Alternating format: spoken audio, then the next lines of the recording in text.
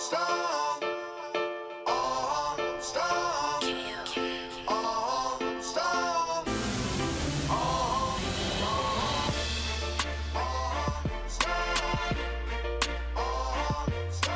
Hello, everyone, and welcome to the Armstrong Williams National Show.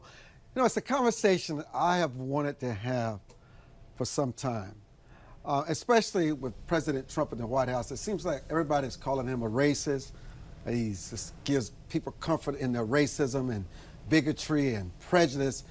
And have we ever really had a conversation about what is really racism and what is racist? And are we really diluting the meaning of this by always just flowing out with the name racism? And what does it mean without having a real conversation about what's really going on? And I really want to invite three very distinguished people to join us to have this discussion. William Ricciardella, who's the social media director and reporter for the Washington Examiner, and Robert Patillo is a civil rights attorney, and Professor Jason Nichols for African American Studies at the University of Maryland. So I'm going to start with this, okay? You know, I say this often, and racism really makes people really uptight. I mean, if you really want to really make somebody angry, refer to them as a racist. Now, if you call somebody black a racist, it doesn't have the same impact. But if they're white, it just cuts so deep with them. I mean, they find it so, they become so emotional. Why is that? And I'm not asking you because your suntan is a little lighter than mine. I'm just asking you because you're the closest person to me. Okay? No, I think it's look, this is an awful thing to be accused of. Racism is pernicious. It's disgusting.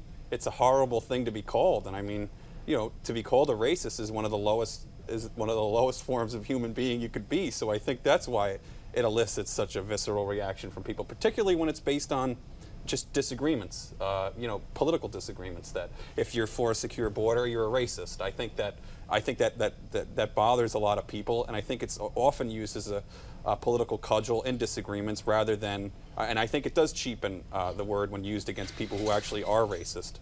But I understand the visceral reactions from people. It's a horrible thing to be called. So let's just take this for an example, Robert. You know, we live in a different age today. You know, we feel like we are eons away from the Holocaust and from human slavery and de jure segregation. We've never been more sophisticated and never been more advanced. You know, sometimes when I fly and they tell us we're 40,000 feet in the air, I said, America is such a technological genius. Look at how much we've progressed. Then I look again and I said, and we're just as dangerous and deadly as we are innovative. Why today, with all that we've learned from the past and history, do we still want to make judgments about people based on the hue of their skin, maybe about their hair, about where they live? Why? Does it make us feel better? Is it we're trained to do so? Or we're still in many ways uncivilized? Well, you know, the same arguments that you just made were made in the 18th century. The same arguments you just made were made by Socrates in ancient Greece. People find ways to separate themselves, whether it's ethnically, whether it's racially, whether it's on the basis of religion. People find ways to separate themselves and to discredit another group as simply being not part of who we are. And this is the problem when people use racism and bigotry and prejudice interchangeably, because they're different words because they have different meanings. It is not the question of changing people's individual personal feelings towards groups. It's changing the effects that they can have on the lives of those other individuals. So it's one thing to say, well, I have issues with Hispanic people just because of their race. That's a prejudicial thought. It's another thing to say, I'm going to build a wall between our countries and make sure they can't get public assistance if they're here based upon their race, and not ascribe that to other groups and say we want more people from Norway here. That's racism. So we have to understand that as long as people separate themselves along ethnic, racial, socioeconomic, religious lines, that we're going to have this invidious nature where people are judged based upon the group they are placed into and not based upon their individual characteristics. Okay, Professor, I'm going to go to you as a historian now. You're places like on the continent of Africa, places in Europe. We were in Budapest recently, and everybody looks the same.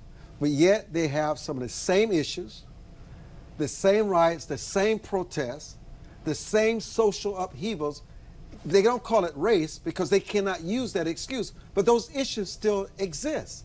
So could you not say that if you had the same social experiment in the United States, a lot of the issues that we see in other places around the world, people could reduce it to an issue of race, or it's just the condition of humans steadily evolving? Well, I think you can go back to what Robert just said in terms of, yes, sometimes it's not race, but sometimes it could be your tribe or your ethnic group or whatever it is that you use to divide, or whether it's your religion, whether you're looking at things in the African continent. If you're in Nigeria, you're Igbo or you're Yoruba or whatever it is that you use to separate yourself. And, usually, unfortunately, sometimes we base our differences and decide that we are superior to another group, or that we want to, in order, there's a limited amount of resources, we think we deserve those resources and the other people don't. And I also, I think one of the things that was said was that it is pernicious, and the fact that racism, a lot of times we think of it as something that, it involves active hatred. And that's not necessarily what racism is. I think there are many strains of racism. There's institutionalized racism, and then there's individual racism.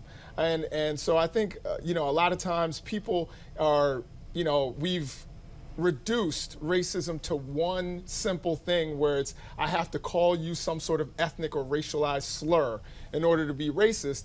And then there are people who are saying, no, that this is also part of a broader institutionalized system where certain people have advantages and other people don't.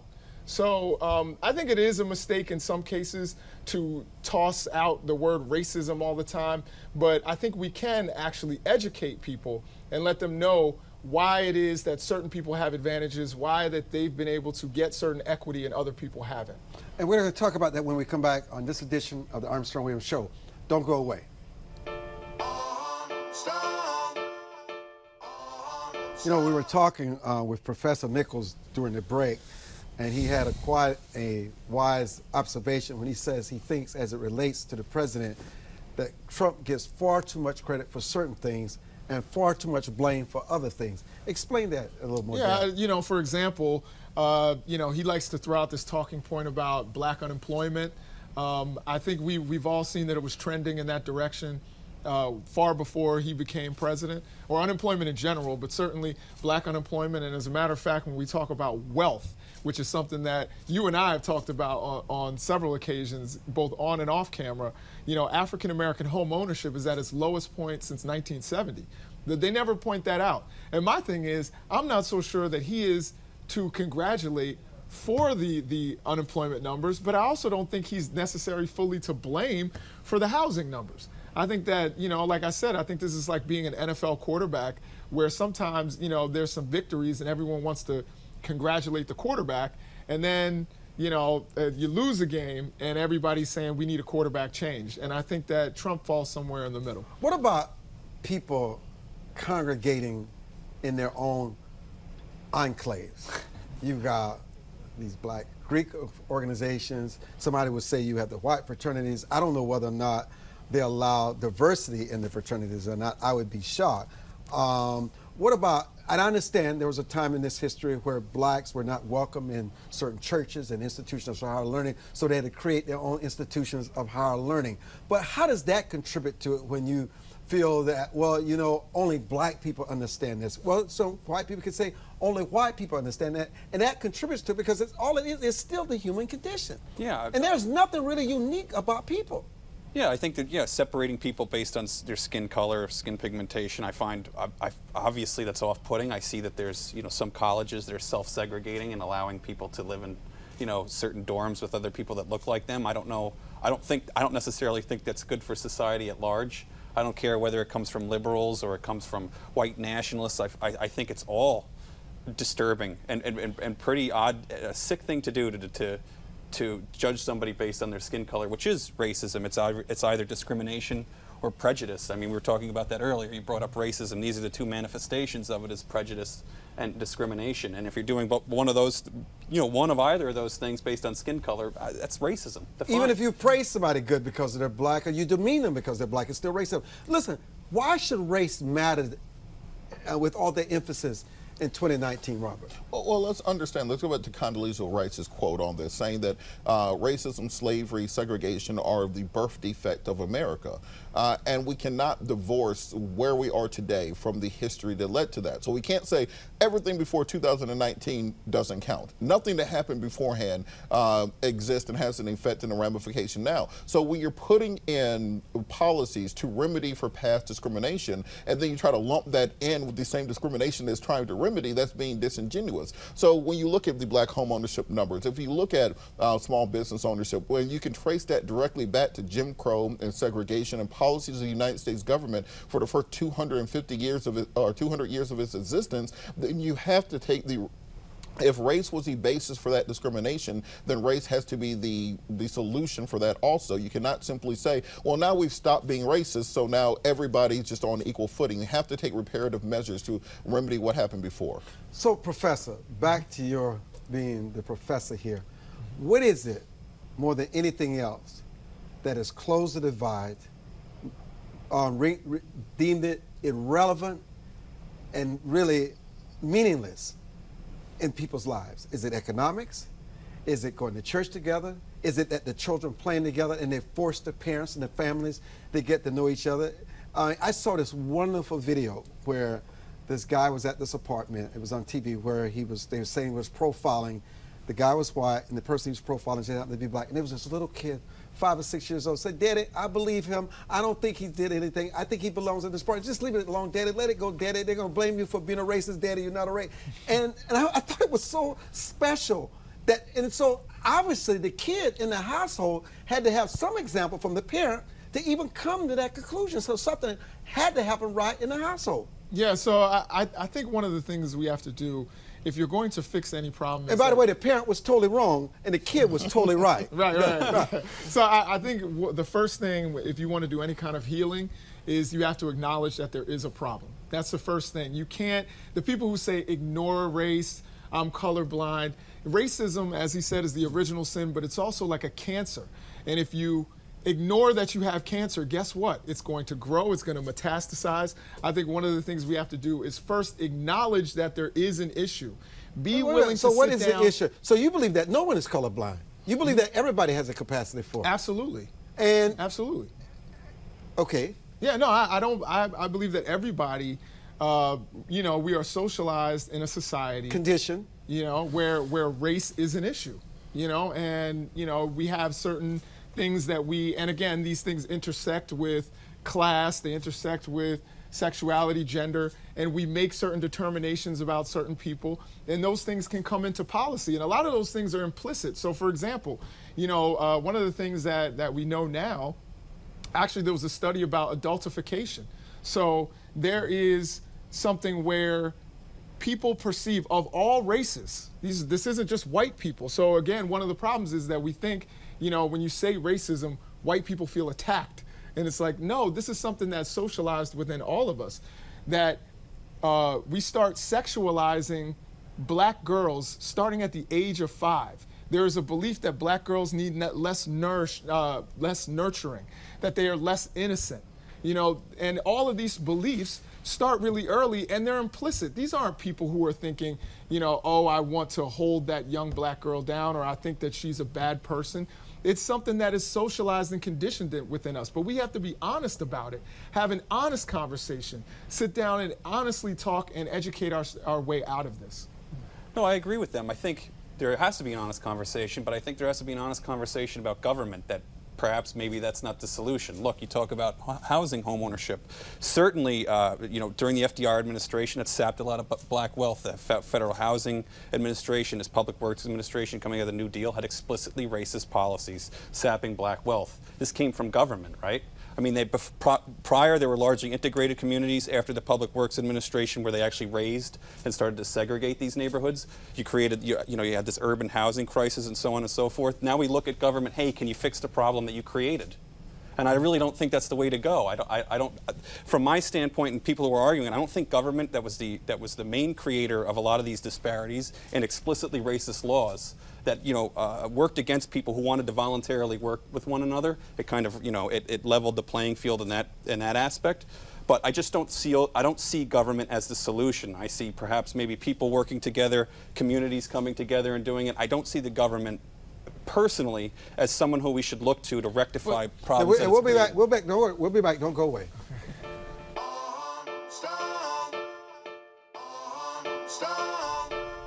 Sometimes we have the best conversation off camera. Robert Patillo, you were talking about the prison population. Well, piggybacking on what Jason was saying earlier, when we look at age overestimation, so you look at a young black kid, to black folks, we see them as an 8-year-old. To the majority community, they see them as being 13 or 15 years old. So when you're looking at juvenile punishment in school, often young African American boys are put into detention, suspension, in-school suspension, alternative schools at a higher rate because they don't have that same innocence to fall back on. And that leads to that school to prison pipeline. And taking it a step further, look at the shootings last week in El Paso versus the shooting in Philadelphia this week. The shooting in El Paso, they start talking about mental health. We have to address video games. What are we going to do to ban assault weapons? What are we going to do societally to have a conversation and tamp down the rhetoric? The shooting in Philadelphia, he's a hardened criminal, and we need to make sure to lock him up for as long as possible. These are implicit biases that exist within the system that are so ingrained. That's the media, though. It's the media. The media is a reflection. Most Def once said that we look at the media as being this giant living in the mountain, coming down to visit the country people. What it really is a reflection of what America is talking about, and those are the conversations. They don't have that same innocence for African American men that they have for somebody who just shot 20 people. So let me sort of wrap it with this. You know, we talk about all the time how racists think and how they feel, let's say, about black people, but there are black people who deep down in their own thoughts feel the same way and say the same thing. So what do you call them? Well, that's why I said we have to separate prejudice, racism, and bigotry from each other. But why is their racism not just as pernicious as the white person? Well, I think it's all the same, though, to me. It absolutely is. So it's really not the race. Sometimes it's about class. It's about people are arrogant. And people look down on other people. Yeah, so I would agree with you that there are lots of black people who hold racist views against black people, and that's the system of white supremacy in our society. No, it's not black supremacy. They don't believe, you know, in the inferiority of white people. They believe in the inferiority of other black people. That's the system, the systemic element of this whole thing. Go ahead, William. What are we speaking? I'm sorry, what are we speaking? No, I'm just asking you about blacks who hold the same ideas. Any kind of racism is bad and pernicious. It's an individualistic characteristic. Again, this is about the individual. If you're judging other people based on their immutable characteristics, you have a severe problem. Is our hope in the younger generation? Because they don't seem to be burdened. I think that the further that we get from the root cause and the more policies that are put in place to remedy it, as long as when you get away from explicit redlining, when you get away from school policies that exclude certain racial and ethnic groups, when you get away from government distributing resources based upon race, that's where you get further and further and get closer to that government distributing resources based upon race. That's interesting, Professor. Yeah, so I think that, you know, it depends on what type of racism that you're trying to remedy. If you're trying Can the government remedy racism given its history? Well, is the government willing? Does it really exacerbate it? Yeah, well, I think, again, the question is the government willing to you know, not honestly? Willing. Can they? Yeah. This is the question. Can they? Well, I believe that they can remedy certain parts and certainly remedy their role in creating a racist state. I think you also have to look at the history of when government desegregated schools. That was a government policy to help to alleviate racism 50 years later. When we started having affirmative action programs to put more African Americans into schools that they previously couldn't go into, when you get rid of redlining to allow African Americans to move into communities they previously couldn't live in, then that is the government instituting policies that result in lowering racial tensions in the country by getting rid of the segregation that existed within our society. Where is meritocracy in all this? So far as should people be judged based on what they provide to society? It should be at the forefront. And we'll be back with some final thoughts. Don't go away.